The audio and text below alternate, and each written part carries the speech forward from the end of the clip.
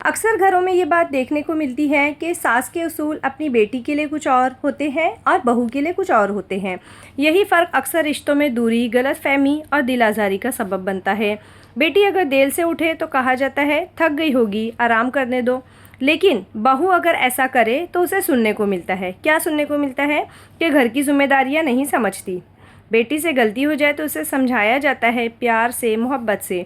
लेकिन बहू से वही गलती हो जाए तो बात बात पर उसे तानों और शिकायतें पहुंचाई जाती है। आखिर ऐसा क्यों? अस्सलाम वालेकुम फ्रेंड्स, कैसे हैं आप सब? उम्मीद करती हूँ कि सब खैरियत से होंगे और मैं भी अल्हम्दुलिल्लाह बिल्कुल खैरियत से हूँ। तो मेरी वीडियो स्टार्ट हुई है आफ्टरनून के टाइम से, जब मैं लंच बना रही थी। और आज मैं लंच में रेडी कर रही थी चिकन मसाला। जी हाँ फ्रेंड्स, मैंने यहाँ पे सारे इंग्रेडिएंट्स, सारे मसाले वगैरह रेडी कर दिए थे। और वीडियो में साथ अपने टॉपिक पर बात करने के साथ साथ अपने घरेलू कुछ कामकाज भी करती रहूँगी इंशाल्लाह से। तो टॉपिक तो आप लोग समझ ही गए होंगे कि सास और बहू के जो रिश्ते हैं वो बड़े तल्ख़ मिजाज होते हैं। और हमने अक्सर देखा है हमारे माहौल में कि सास का जो रवैया होता है, सास के जो उसूल होते हैं वो बेटी और बहू के लिए अलग अलग होते हैं। तो ऐसा क्यों होता है? तो आइए इस टॉपिक पर डिस्कस करते हैं। और अगर मेरी वीडियो पे अगर आप लोग नए आए होंगे तो प्लीज़ सब्सक्राइब कर दीजिएगा, ताकि आने वाली नोटिफिकेशन, बेल आइकॉन भी क्लिक कर दिए ताकि आने वाली नोटिफिकेशन भी आपको मिलती रहे। और इस तरह के टॉपिक के साथ हम डिस्कस करें ताकि हमारे मसले मसाइल हल हो जाए। और वीडियो को स्किप किए बिना एंड तक देखिएगा, ताकि इसमें से कोई ना कोई एक आधा तो पॉइंट जो हमारे और आपके लिए ज़रूरी होगा तो उससे आपको फ़ायदा पहुंच जाएगा इंशाल्लाह से। तो चलिए आते हैं टॉपिक की एक तरफ। असल में इसकी जड़ सोच में है।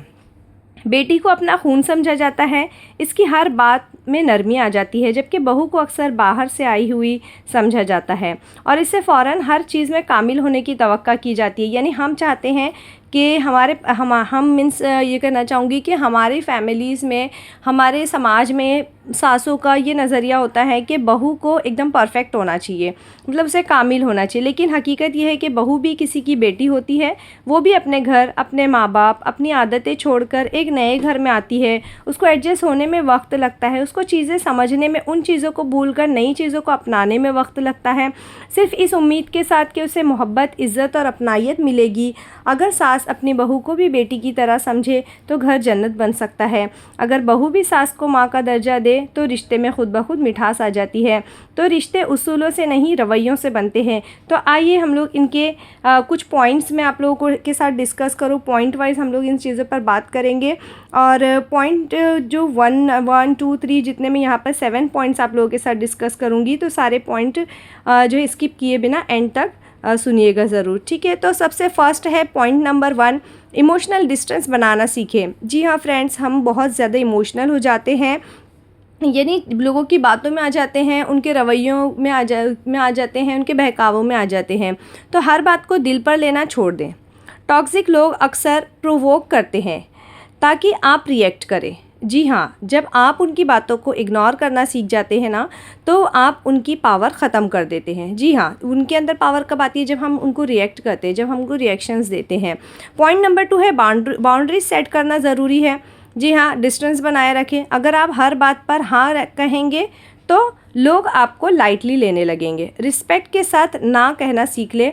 अपनी लिमिट्स क्लियर रखें, चाहे वो पर्सनल स्पेस हो या डिसीजन हो, दोनों चीज़ों में आपको इन चीज़ों का ख्याल रखना है।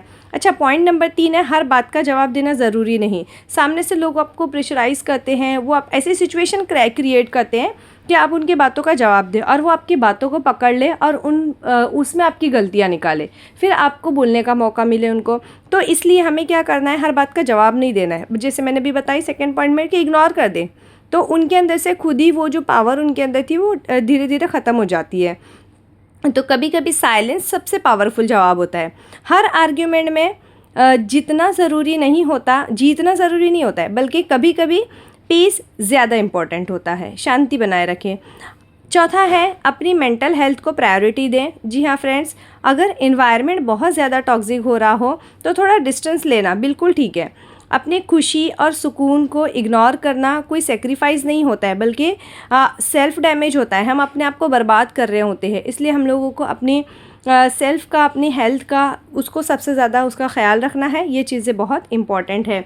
अच्छा, हम क्या करते हैं, हम ना मतलब किसी को अच्छा बनकर दिखाने के चक्कर में ना अपनी सेहत को पूरी तरह से लॉस्ट कर देते हैं, पूरी तरह से नुकसान उठा देते हैं। मतलब स्टार्टिंग के डेज़ ये होते हैं ना कि जब न्यू जो शादियाँ होती है घरों में, तो लड़कियाँ ये सोचती है, मशरक़ी ख़वातीन में बता दूँ, इंडिया पाकिस्तान की ख़वातीन में अक्सर ये चीज़ें देखने में आई है कि वो लोग चाहते हैं ना कि हम अपने ससुराल के लिए जी जान निछावर कर दें ताकि वो हमें अपना ले, ताकि वो हमें बेटी बना ले।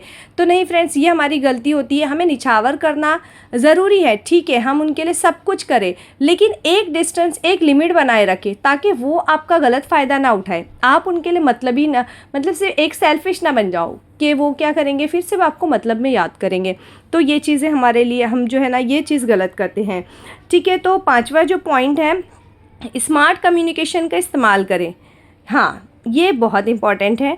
तो सीधी लड़ाई के बजाय काम और पोलाइट टोन यूज़ करें। जैसे हमारे अंदर क्या होता है ना कि जैसे अगर हम देखते हैं कि माहौल ख़राब हो रहा है, कोई हमें कोई 2 लफ्ज़ बोल रहा है, तो हम लोग एकदम हार्श हो जाते हैं और 2 लफ्ज़ की बजाय 4 लफ्ज़ बोलते हैं, तो जिसमें हम लोग बहुत बड़ी गलती कर देते हैं। अच्छा, पोलाइट टोन यूज़ करने का मतलब ये है कि आप लोग खामोश रहना नहीं है, ठीक है, खामोशी नहीं इख्तियार करनी है, हमको बोलना है, लेकिन ऐसे बोलना है कि क्या बोलते हैं वो जो कहावत है, सांप भी मर जाए और लाठी भी ना टूटे। जी हाँ, तो इस तरह अपनी बात क्लियरली रखें, लेकिन रिस्पेक्ट के साथ। इससे आपकी इमेज स्ट्रांग होगी और मैच्योर बनती है। ठीक है, 6वां पॉइंट है, सपोर्ट सिस्टम स्ट्रांग रखें।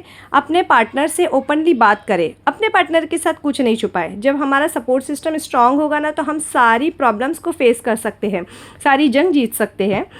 साथ ही अपने दोस्तों या फैमिली में किसी को ट्रस्टेड इंसान से भी जो है ना ये चीज़ें शेयर करते रहा करें। अपनी वैल्यू समझें, 7 नंबर पॉइंट है, अपनी वैल्यू को समझना बहुत ज़रूरी है, सबसे इम्पॉर्टेंट बात है। खुद को कभी कम मत समझे।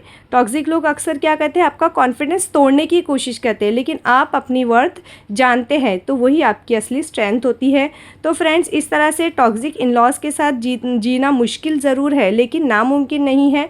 स्मार्ट बनने का मतलब ये नहीं कि आप सब कुछ बर्दाश्त कर लें। तो इस तरह से जो है ना मेरी आज की वीडियो थी, आपको कैसी लगी ज़रूर बताना। Thanks for watching. अल्लाह हाफिज़।